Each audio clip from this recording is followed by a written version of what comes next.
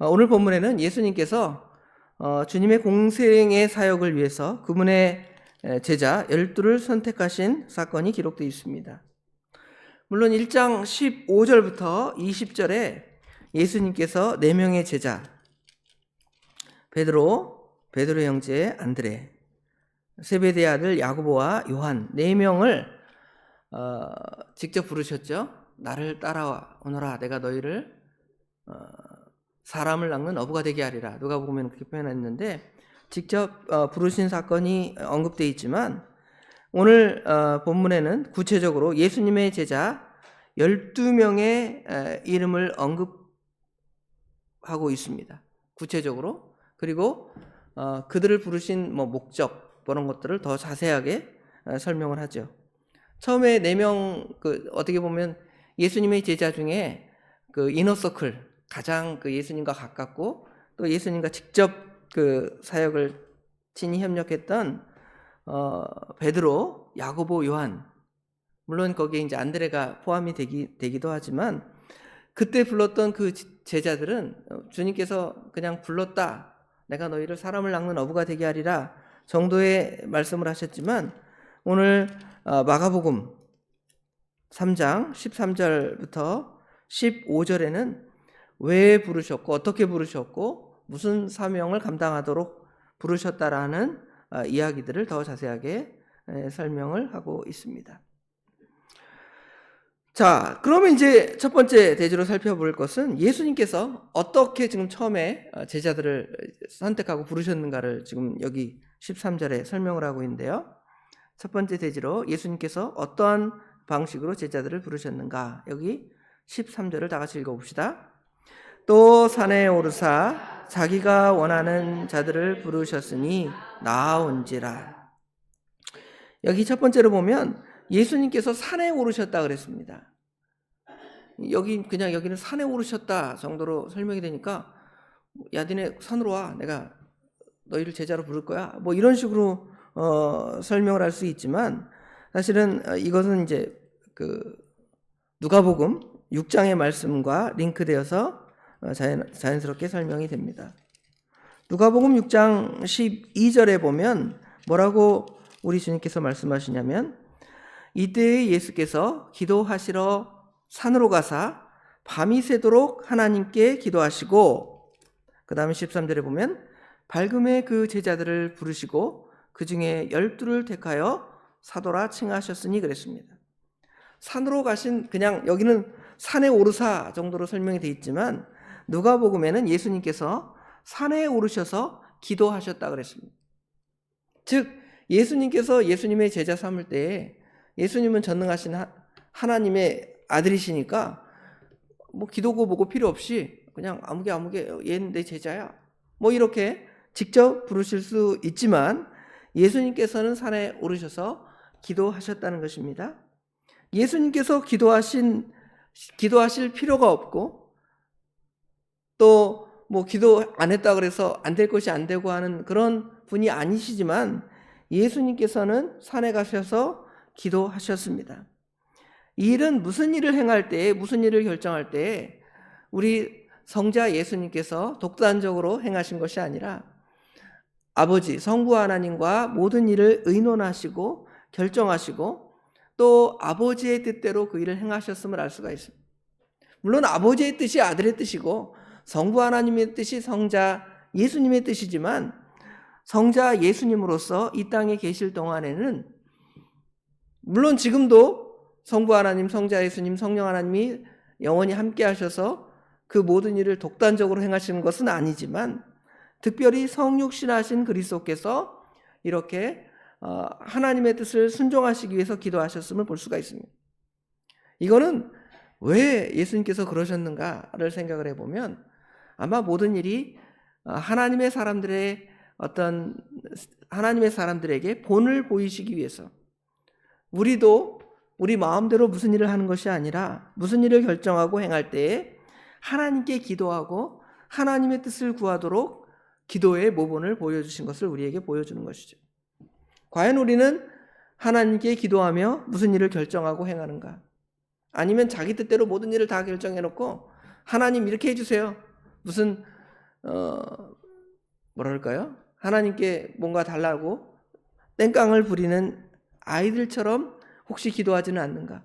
뭐 그런 기도도 없이 아예 그냥 자기 마음대로 행하고 하나님의 뜻을 구하고 있지는 하나님의 뜻을 찾지는 않고 자기 마음대로 행하고 있지 않은지를 우리가 이런 말씀을 통해 생각해 볼 수가 있습니다. 그리고는 예수님께서 자기가 원하는 자들을 부르셨다 그랬어요.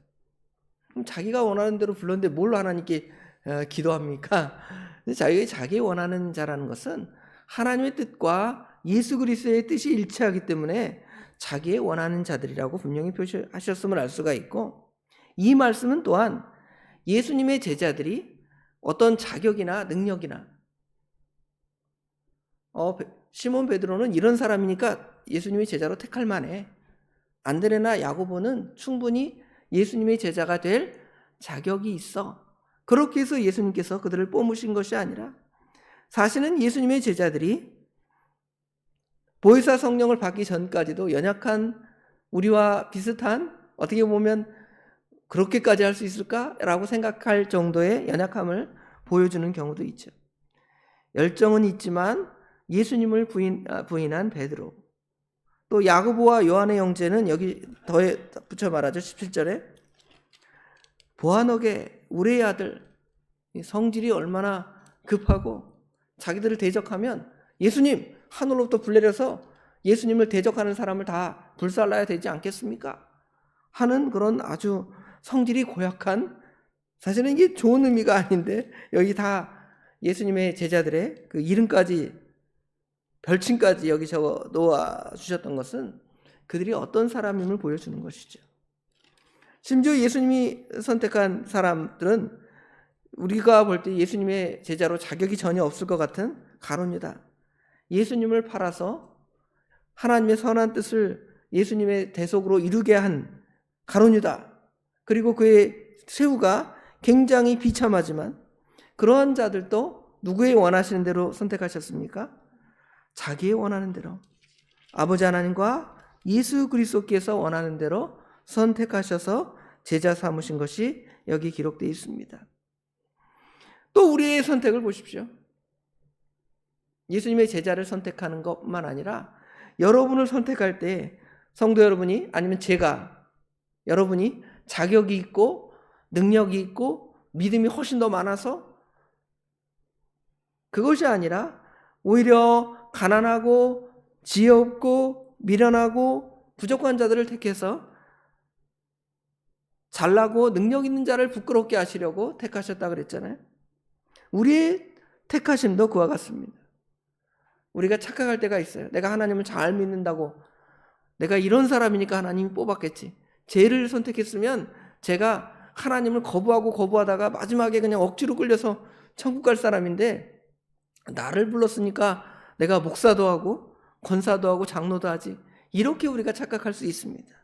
그러나 여기 보면 자기가 원하시는 자들, 우리를 불러서 하나님의 자녀 삼아주신 것도, 또 우리에게 직분이나 사명을 감당시켜 주신 것도 우리의 뜻이 아니라 하나님의 뜻대로, 오히려 부족한 자를 통하여 하나님의 영광을 받으시는 하나님이심을 여기 제자들을 선택하는 부분에 있어서 볼 수가 있고요.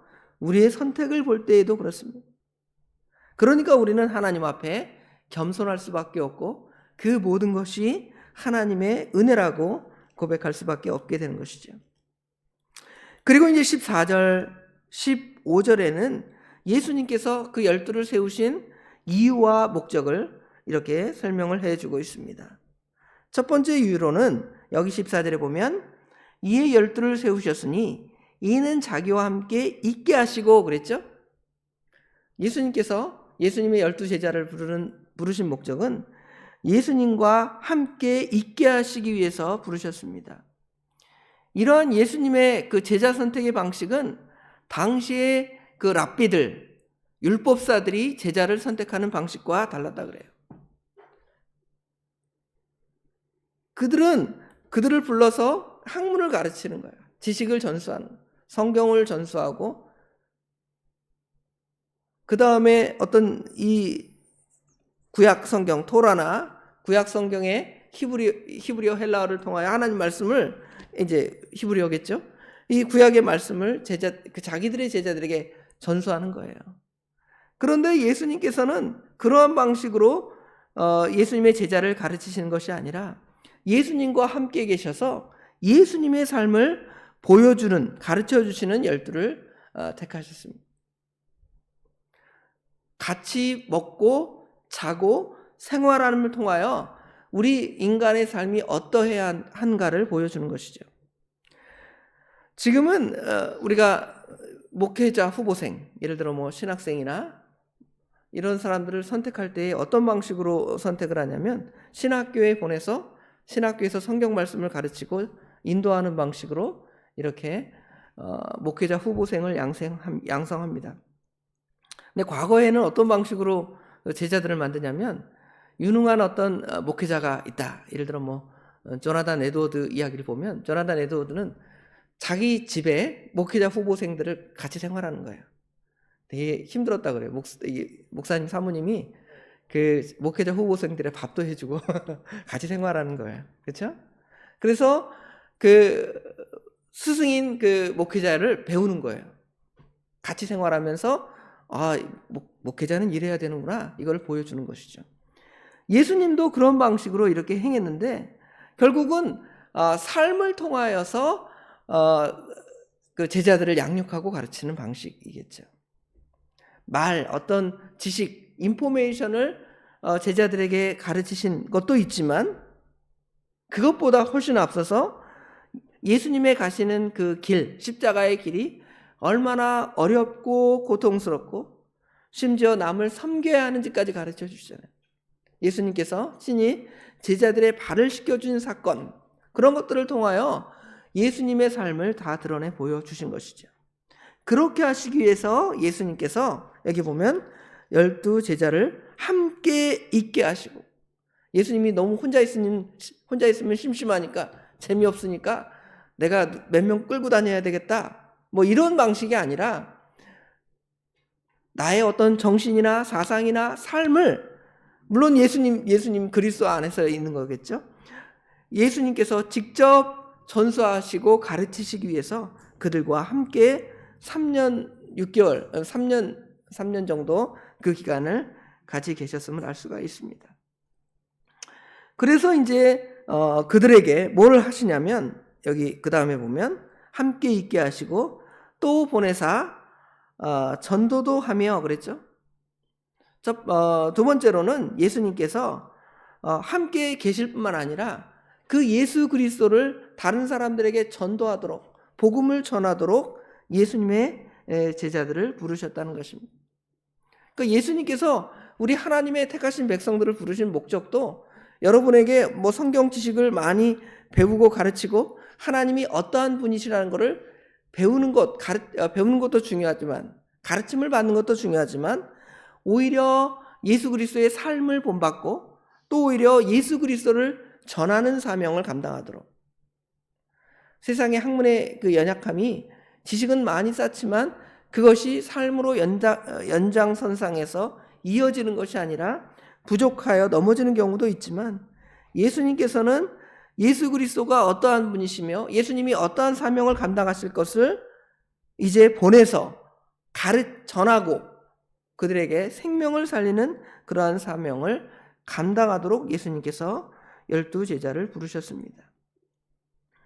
또 다른 이유는 15절에 보니까 귀신을 내쫓는 권능도 가지게 하려 하심이라 그랬죠. 여기는 결국 우리 택하신 백성들 아니면 예수님의 제자를 부르신 목적이 귀신을 내쫓는, 귀신을 이기는 능력을 우리에게 주시기 위해서 그러한 권능을 가지도록 우리를 부르신 거예요. 그런데 우리는 어떻습니까? 예수님께서 우리에게 능력을 주셔서 하나님의 자녀로 살도록, 복음을 전파하도록, 예수님을 닮아가도록, 귀신을 내쫓는 능력을 가지도록 부르셨지만 우리의 삶은 복음 전파하는 사명도 제대로 감당하지 못할 때가 있고, 아까 말한 대로 또 예수님을 닮아가는 삶을 제대로 따라가지 못할 때가 있고, 또 귀신을 이겨야 되겠는데 사단을 이겨서 말씀을 순종하고 내쫓는 능력을 가져야 되겠는데 그런 능력도 없이 마귀의 죄의 종이 되어서 넘어지는 삶이 우리의 삶이 아닙니다.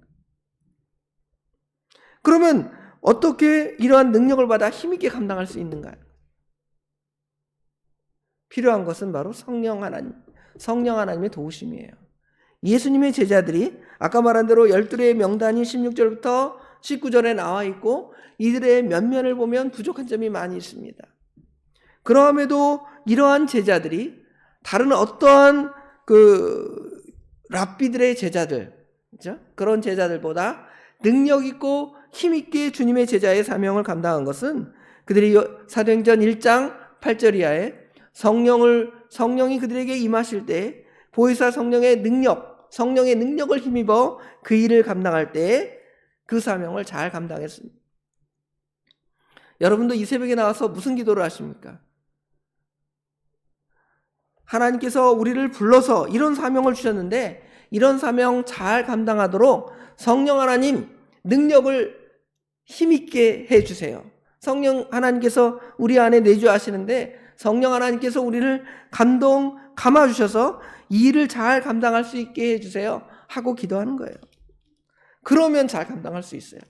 우리가 베드로와 같이 또는 여기 야고보와 요한처럼 아니면 레이처럼 정죄받는 사람일 수 있어요. 마태, 세리. 우리가 예수님을 직접 가룟 유다처럼 팔지 않지만 어떻게 보면 예수님을 팔아먹는 그러한 삶을 살아갈 수도 있습니다.